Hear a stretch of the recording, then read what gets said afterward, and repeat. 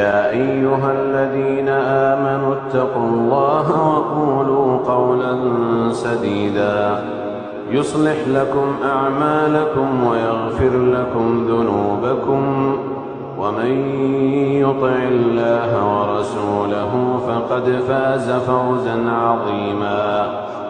إنا عرضنا الأمانة على السماوات والأرض والجبال فأبين أن يحملنها وأشفقن منها وحملها الإنسان إنه كان ظلوما جهولا.